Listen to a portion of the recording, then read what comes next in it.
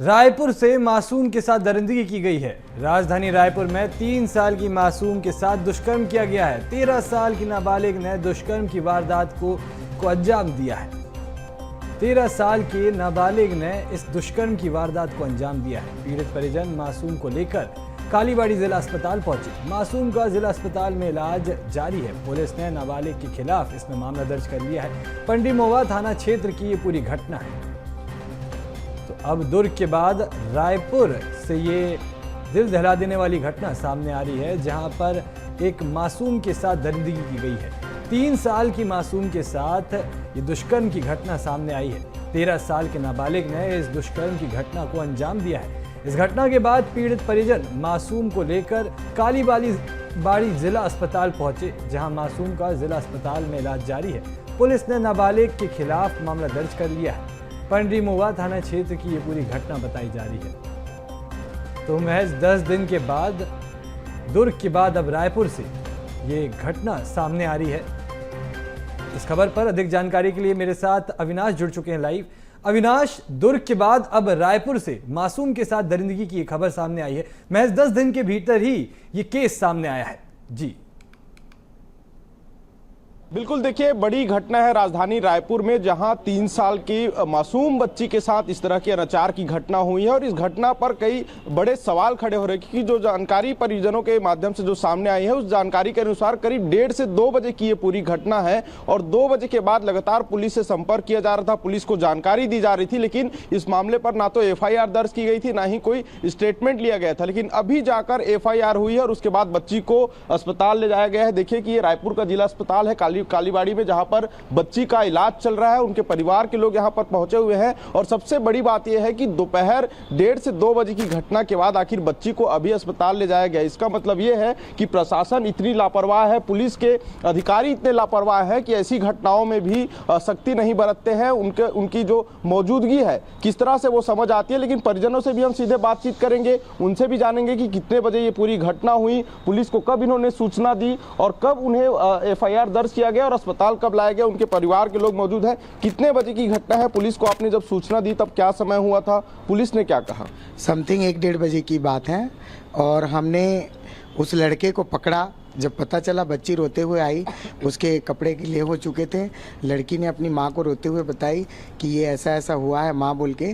तो तत्काल हम लोगों ने उसको पकड़े और वहाँ पे कोई अप्रिय घटना ना घटे, कोई कानून हाथ में ना ले। और इसमें पुलिस वाले भी वहाँ पे नहीं आए, हमने स्वयं उसको लेके गए। और उसके बाद भी हम लोग बोले, लेकिन वहाँ का TI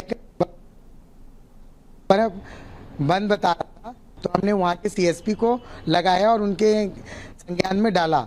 लेकिन दुर्भाग्यपूर्ण बात है, राजधानी रायपुर में अभी 1:30 बजे से लेके अभी तक के 3 साल की बच्ची, देखिए हॉस्पिटल में अभी समय क्या हो रहा है। वो क्या अभी दूध पीती है, खाना खाती है, क्या खाती है, अब उसकी बच्चे की माँ जानेंगे। और यहाँ के डॉक्टर जो हैं इतने मोटे रकम खाते हैं, पैसे लेते हैं और इतना बड़ा तनख्वाह पड़ रहा है छत्तीसगढ़ शासन से। क्या उस बच्ची को नींद से जगा के सो रही है? पानी छीट छीट के क्वेश्चन पूछा जा रहा है, सवाल पूछा जा रहा है। ये बहुत चिंता का विषय है। और अगर राजधानी में ऐसा हो रहा है तो दूर दराज की बातें चिंता का विषय है। बिल्कुल, बड़ी जानकारी हो रही है। जो डॉक्टर है जो यहाँ पर इलाज कर रहे हैं, वो लगातार बच्ची से पूछताछ करने की कोशिश कर रहे हैं, जबकि बच्ची की स्थिति ये है कि वो अभी बोलने की भी स्थिति में नहीं है। वो नींद में सोई हुई है, उसके अंदर इतना भय है। 3 साल की मासूम बच्ची के साथ अनाचार हुआ।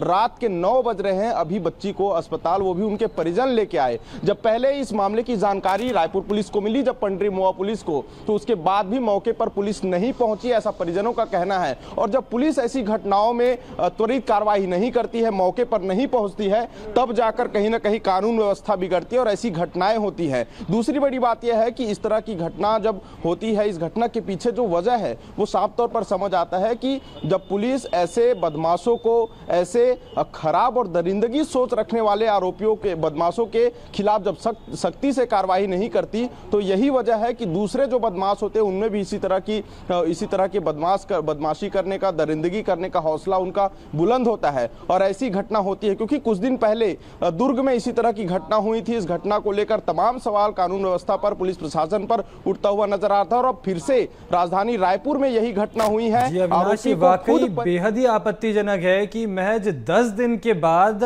मतलब दुर्ग की घटना जो थी वो 6 अप्रैल को हुई है और आज यानी 14 अप्रैल यानी कि एग्जैक्ट 10 दिन बाद ही, और उस समय भी हमने देखा था इस पे कितना सियासी माहौल बना हुआ था। एक 3 साल की मासूम के साथ ये दरिंदगी देखने को मिली और इसमें प्रशासन की भी भारी लापरवाही सामने आई है, जिसमें प्रशासन ने सुबह की घटना के रात के 9 बज गए, जिसमें अभी तक किसी भी आला अधिकारी को इस बारे में हो सकता है कोई जानकारी मतलब कुछ भी पता न चला हो।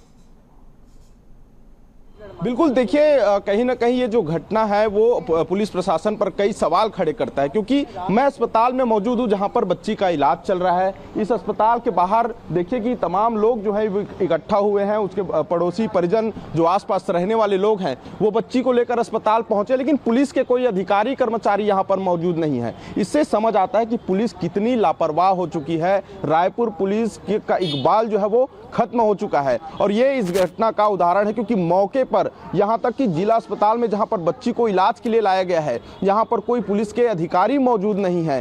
कुछ भी घटना हो सकती है। बच्ची के साथ इतना बड़ा अनाचार हुआ, 1:30 से 2 बजे के बीच की घटना है। बच्ची के परिजन पुलिस को सूचना देने की कोशिश करते हैं, थाना प्रभारी का फोन नंबर बंद आता है। अब सोचे कि ऐसी घटना में भी यदि पुलिस त्वरित कार्रवाई ना करे, एक्शन ना ले, सक्रियता ना दिखाए, तो कैसे इस तरह की घटनाओं को रोका जाएगा, कैसे कानून व्यवस्था को सुधारा जाएगा, ये एक बड़ा सवाल है। 3 साल की मासूम बच्ची अपने माता पिता के साथ घर पर सोई हुई थी, थोड़ी देर खेलने के लिए बाहर निकलती है, अपने पड़ोसी के घर जाती है, पड़ोसी के घर में उसके साथ अनाचार होता है। वो रोते हुए अपने मां को आकर ये पूरी घटना की जानकारी देती है, पुलिस को इसकी जानकारी देती है। उसके बाद जो आरोपी है उसको पुलिस तत्काल हिरासत में लेने तक नहीं पहुंचती, परिजन ही आरोपी को पकड़कर थाने लेकर जाते हैं। अब सोच सकते हैं कि रायपुर पुलिस की क्या स्थिति है। जो स्मार्ट पुलिसिंग का दावा करती है, जो विजुअल पुलिसिंग का दावा करती है, उस पुलिस की स्थिति, उस पुलिस प्रशासन, उस कानून व्यवस्था की स्थिति आप समझिए कि राजधानी रायपुर में ये स्थिति है तो छत्तीसगढ़ के दूर दराज इलाकों में, वनांचल क्षेत्रों में, ग्रामीण क्षेत्रों में क्या होता होगा। आज राजधानी रायपुर में ऐसी घटनाओं पर शिकायत तो हुई, दर्ज अभी शाम को 6 बजे इस मामले पर एफआईआर दर्ज होती है और पुलिस अभी भी कोई सख्ती नहीं दिखाती है, कोई सक्रियता नहीं दिखाती है। और यही वजह है कि ऐसी घटना को अंजाम देने वाले बदमाशों के हौसले बुलंद होते हैं, क्योंकि उन्हें मालूम है कि कब पुलिस पहुंचेगी, पुलिस की कार्रवाई कितनी सख्त होती है, ये सबको मालूम है। लेकिन लोग यहाँ पर इकट्ठा हुए हैं, ये अस्पताल में इलाज जो है जारी है और क्योंकि बच्ची अभी सो रही है, लेकिन परिजन बता रहे हैं कि डॉक्टर्स बार बार उनसे पूछताछ करने की कोशिश कर रहे हैं। अब 3 साल की मासूम बच्ची भला क्या बता पाएगी, उसके मन में इतना भय है और इसीलिए उनके परिजन और तमाम जो आसपास के रहवासी हैं उस मोहल्ले के, वो यहाँ पर पहुंचे हुए हैं और अभी तक यहाँ पर जो इलाज चल रही है, लेकिन पुलिस के कोई अधिकारी यहाँ पर अस्पताल के भीतर नहीं नजर आ रहे हैं। एफआईआर दर्ज जरूर कर ली गई है, आरोपी को हिरासत में भी लिया गया है, लेकिन अभी तक अब सबसे बड़ा सवाल यही है कि ऐसी घटनाएं क्यों बढ़ रही हैं।